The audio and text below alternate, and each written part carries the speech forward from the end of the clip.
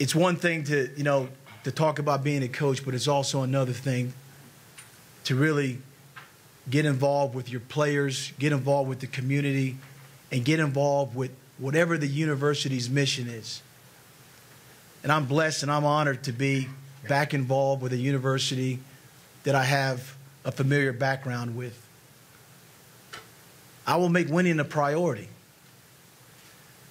but also by doing it the right way, and also making sure that it's okay to embrace the academic qualifications and expectations here at the university. It's okay to expect great things out of its athletic department, and particularly football. It's okay to attract those young men out there that want the best of both world opportunities, great academics, and a chance to compete and play for championships. But I want everyone to know that I can't do this by myself. I need the help of everyone here. I need the help of the fans out there, the students, the professors.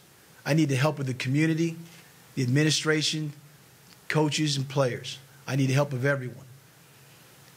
And you try to do that, and you look to people that can help you by giving you the resources. And I believe that in talking to President Castine and Craig, that I'll have the opportunity to do that. The rules of the program as they've been when I was at Richmond they're three, and they're simple. Go to class. Because I think when a young man does that, he takes an interest in his own opportunity to become an educated man, that it becomes in his best interest that when he gains and earns a degree from this great university, that it'll stand out and amongst some of the best in this country. Show class. Show class in everything you do. Show class in humility and victory, and show class in adversity and defeat. And then the last is to treat people with dignity and respect. That's what you're supposed to do. Those are the things I think are foundations of not just a football program, for families, for organizations, or for whatever it may be. I also want to make sure I reach out and embrace the Virginia football alum. My arms are wide open to you guys. Come on back home. Everyone that knows me knows that I'm a big relationship guy. And I think that that's a critical element in any team, in any organization, in any relationship. And I just know what I would do is to make sure that I have a relationship with the players that will allow them to knock on my door and come in anytime they want. Because I think if I know what's going on with them, and they know that I have their best interest at heart, then I think it transcends sometimes some on-the-field issues. People don't care about how much you know until they know about how much you care. I think that's very important.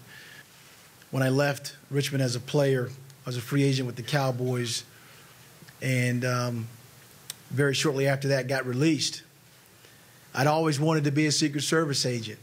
I used to watch the president in the background, and the guy standing behind him have the earplugs in their ear. And one particular time I saw a guy move. They weren't supposed to move, but I saw him move, and hanging from his coat was a large machine gun.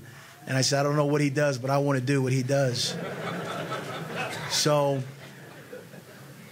I went the route of, before you get into at that time, getting into the law enforcement with the U.S. Marshals or Secret Service, you had to have law enforcement experience. And at that time, I joined the Richmond Police Department. After a couple years there and a near brush with death one time, I decided that maybe coaching is a good thing to do, So I got into coaching, fairly young, and been in, as I said, a couple different places. And what I learned, Hank, is the fact that, and this is kind of strange, but being a police officer, when I talk about the relationship part, is you can diffuse so many situations by communicating with people. if you have an opportunity to talk to people about whatever issues may be going on, you can solve or at least come up with solutions. I'm always passionate and energetic about what I do. I mean, a lot of you maybe have heard or know about the story of my daughter Tyson, who's here today, and my opportunity to take my bone marrow and give it to her, which saved her life. And to me, why wouldn't you be passionate and energetic about an opportunity to do that? Not too many people have opportunities to do that. And when the parent can be a donor to their child and save their child's life, man, I owe a lot of things to a lot of people. I wear my emotions on my sleeve, and I'm proud of it. I was telling Coach Littlepage, when we won the championship, I was jumping up and down with the players, and somebody said, Coach, you got to act like you've been there. Well, that's just it. I haven't been there, And so hopefully I can still keep bringing that passion and energy and act like I haven't been there. I am a Virginia product from elementary school on up to college.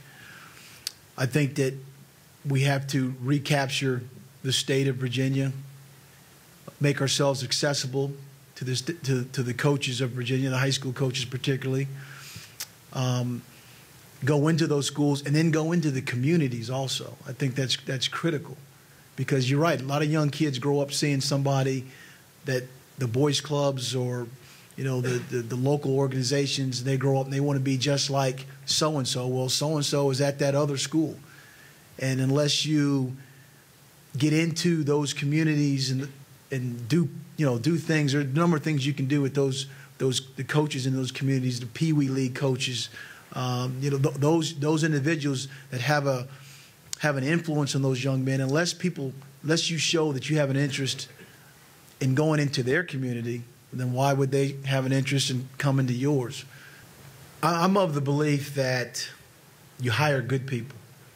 You hire good people to do their jobs, and you allow them to do their jobs.